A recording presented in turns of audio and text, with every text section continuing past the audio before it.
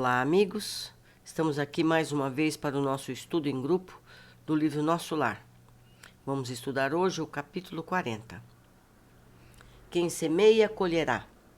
Eu não sabia explicar a grande atração pela visita ao departamento feminino das câmaras de retificação. Falei a Narcisa do meu desejo, prontificando-me ela a satisfazer-me. Quando o pai nos convoca a determinado lugar, disse bondosa, é que lá nos aguarda alguma tarefa. Cada situação na vida tem finalidade definida. Não deixe de observar esse princípio em suas visitas aparentemente casuais. Desde que os nossos pensamentos visem a prática do bem, não será difícil identificar as sugestões divinas. No mesmo dia, a enfermeira acompanhou-me à procura de Nemésia, prestigiosa cooperadora naquele setor de serviço. Não foi difícil encontrá-la.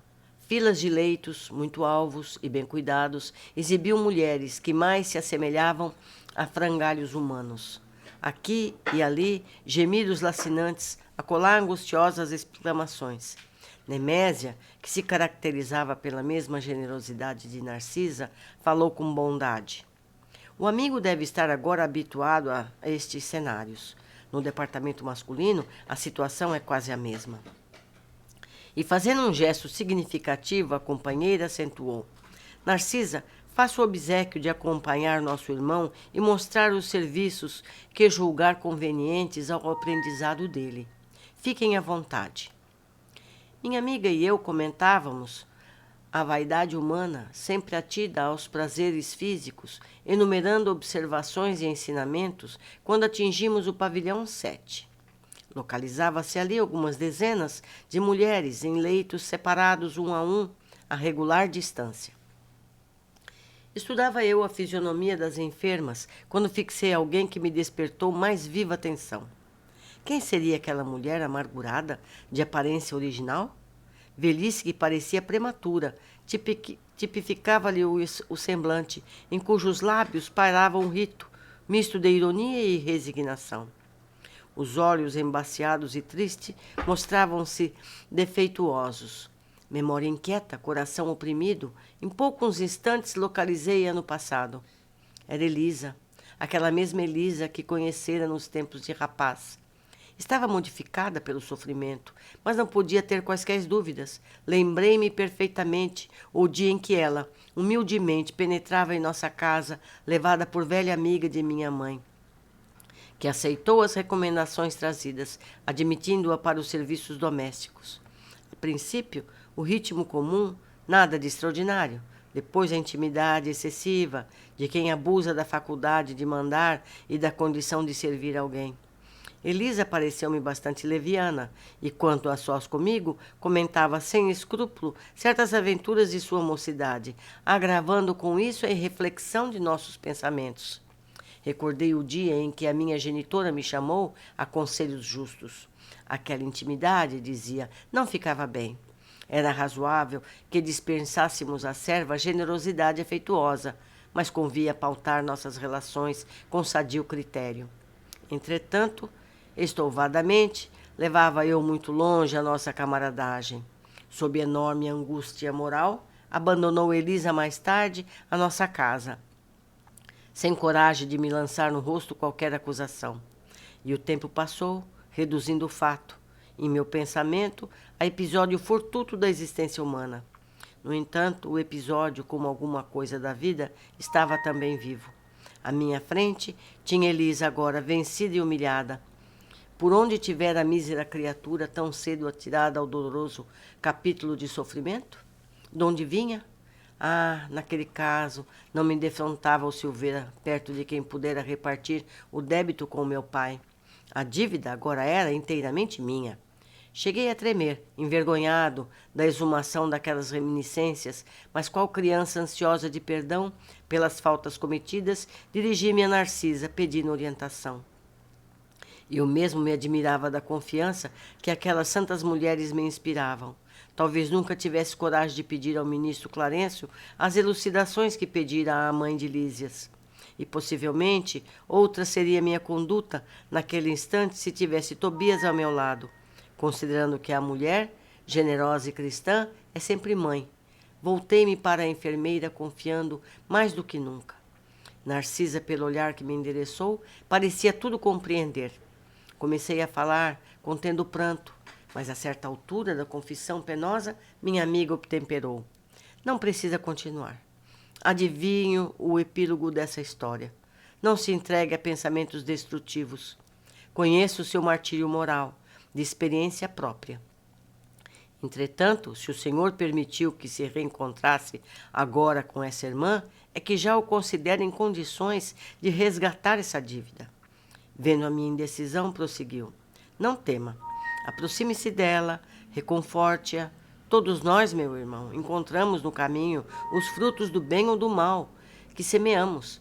Essa afirmativa não é frase doutrinária, é a realidade universal. Tenho colhido muito proveito de situações iguais a essa. Bem-aventurados os devedores em condições de pagar. E percebendo-me a resolução firme de compreender o necessário ajuste de contas, acentuou. Vamos, mas não se dê a conhecer por enquanto. Faça-o depois de beneficiá-la com êxito. Isso não será fácil, pelo fato de continuar ela em cegueira quase completa, temporariamente, pelas forças que envolvem. Noto-lhe a triste característica das mães fracassadas e das mulheres de ninguém. Aproximamo-nos. Tomei a iniciativa da palavra confortadora. Elisa identificou-se dando o próprio nome e prestando de boa vontade outras informações.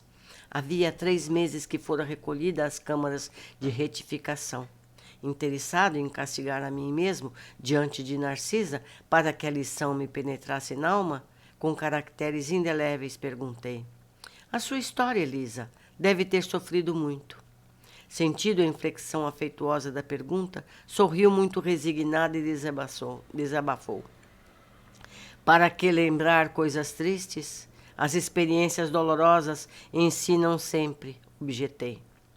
A infeliz, que apresentava profunda modificação moral, meditou alguns momentos como quem concatenava ideias e falou. Minha experiência foi a de todas as mulheres doidivanas que trocam o pão bendito do trabalho pelo fel venenoso da ilusão. Nos tempos da mocidade distante, como filha de um lar paupérrimo, vali-me do emprego em casa de abastado comerciante, onde a vida me impôs imensa transformação. Esse negociante tinha um filho, tão jovem quanto eu, e depois da intimidade estabelecida entre nós, quando toda a reação da minha parte seria inútil, esqueci, criminosamente, que Deus reserva o trabalho a todos a quem amem a vida sã, por mais faltosos que tenham sido, e entreguei-me a experiências dolorosas que não preciso comentar. Conheci de perto o prazer, o luxo, o conforto material, e em seguida o horror de mim mesma, a sífilis, o hospital, o abandono de todos, as tremendas desilusões que culminaram na cegueira e na morte do corpo. Errei muito tempo, em terrível desespero, mas um dia tanto roguei ao amparo da Virgem de Nazaré que mensageiros do bem me recolheram por amor ao seu nome, trazendo-me a esta casa de abençoada consolação. Comovidíssimo até as lágrimas, perguntei. E ele, como se chama o homem a quem fez tão infeliz? Ouvia tão pronunciar meu nome e o de meus pais. E você o odeia? Indaguei acabrunhado. Ela sorriu tristemente e respondeu.